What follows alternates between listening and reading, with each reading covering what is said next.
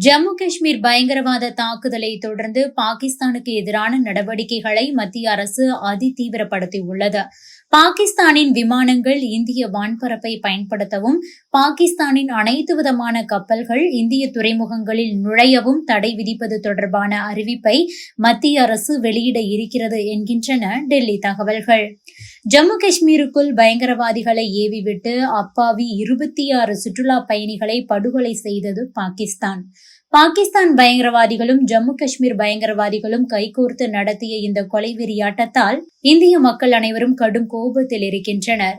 இந்தியர்களின் கோபத்தை காட்டும் வகையில் பாகிஸ்தானுக்கு எதிராக மத்திய அரசு ஏற்கனவே பல்வேறு நடவடிக்கைகளை மேற்கொண்டுள்ளது. இந்தியாவிலிருந்து ஆயிரக்கணக்கான பாகிஸ்தானியர்கள் வெளியேற்றப்பட்டுள்ளனர். பாகிஸ்தானின் வாழ்வாதாரமான சிந்து நதிநீர் ஒப்பந்தத்தை தற்காலிகமாக ரத்து செய்துவிட்டது மத்திய அரசு. சிந்து நதிநீரை பாகிஸ்தானுக்கு திறப்பதையும் நிறுத்தியது மத்திய அரசு. இதனைத் தொடர்ந்து பாகிஸ்தான் இந்திய விமானங்கள் தங்களது வான்பரப்பில் நுழைய தடை விதிப்பதாக அறிவித்தது. மேலும் இந்தியா பாகிஸ்தான் இடையேயான போர் பதற்றத்தை தணிக்கும் சிம்லா ஒப்பந்தத்தை கைவிடுவதாகவும் பாகிஸ்தான் கொக்கரித்தது. இதனிடையே பாகிஸ்தான் மீது இந்தியா எந்த நேரத்திலும் தாக்குதல் நடத்தலாம் என நினைத்துக் கொண்டிருக்கிறது பாகிஸ்தான். இதனால் எல்லையில் ஆத்திரமூட்டும் துப்பாக்கி சூட்டு சம்பவங்களையும் பாகிஸ்தான் நடத்தி கொண்டிருக்கிறது. அதற்கு நம் ராணுவமும் பதிலடி கொடுத்து வருகிறது.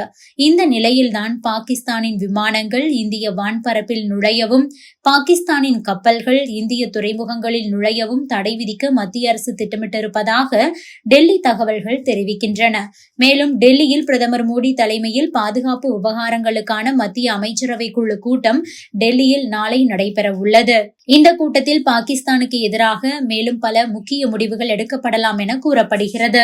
ஜம்மு காஷ்மீரில் நடந்த தீவிரவாத தாக்குதலில் பாகிஸ்தான் ராணுவத்தின் தளபதி அசீம் முனீர் நேரடி தலையீட்டின் கீழ் இந்த தாக்குதல் நடத்தப்பட்டு இருக்கலாம் என கூறப்படுகிறது. இந்த விவகாரத்தில் இந்திய ராணுவம் கடுமையான பதிலடியை தர திட்டமிட்டு வருகிறது. இந்த தாக்குதல் தீவிரவாத தாக்குதல் போல இல்லை.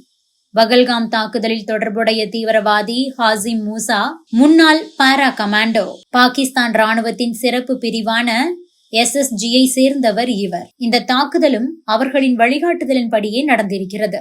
அதாவது தீவிரவாத தாக்குதல்கள் பெரும்பாலும் தற்கொலை தாக்குதல்களாகத்தான் இருக்கும்.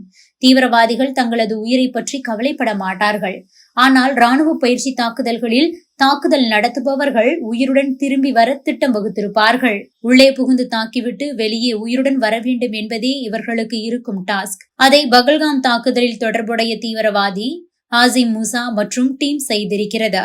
ஹாசிம் மூசாவை லஷ்கர்-இ-தொய்பா அமைப்பிற்கு பாகிஸ்தான் ராணுவம் அனுப்பியிருக்கலாம் என்ற ஒரு சந்தேகம் உள்ளது. இதன் மூலம்தான் பாகிஸ்தான் ராணுவத்தின் தளபதி அசீம் முனீர் நேரடி தலையீட்டின் கீழ் இந்த தாக்குதல் நடத்தப்பட்டு இருக்கலாம் என கூறப்படுகிறது. இது தொடர்பாக முன்னாள் ராணுவ வீரர் மேஜர் மதன்குமார் ஒரு பேட்டி கொடுத்திருக்கிறார். அதில் அவர் என்ன சொல்லியிருக்கிறார் என்றால், இதன் சூத்திரதாரி அசீம் முனீர். அவர் ராணுவ தளபதி. அவர் இருக்கும் இடம் ராவல்பிண்டி. அதாவது ராவல்பிண்டி தான் ராணுவ தலைமையகமாக உள்ளது. இந்த ராவல்பிண்டியை தான் இந்தியா தாக்க வேண்டும். பாகிஸ்தான் ஆக்கிரமிப்பு காஷ்மீரில் தாக்கினால் வேலைக்காகாது. பாகிஸ்தானின் பஞ்சாபில் அடிக்காத வரை, ராவல்பிண்டியில் அடிக்காத வரை எதுவும் ஆகாது. அதற்கெல்லாம் நம்மிடம் பவர் இருக்கிறது. ராவல்பிண்டியில் தான் தாக்குதல் என்பது இருக்க வேண்டும். பிராமோஸுக்கு பதிலடி தர அவர்களிடம் ஆயுதமே கிடையாது. தடுப்பு அரண்கள் இல்லை என்பதையும் மறக்க வேண்டாம். நம்மிடம் ஆப்ஷன்கள் நிறைய உள்ளது. முப்படை தளபதிகள் ரெடி மோடில் இருக்கிறார்கள். போருக்கு செல்லும் முந்தைய நிலை இது என்று கூறியிருக்கிறார் major Madankumar. Subscribe to One India and never miss an update.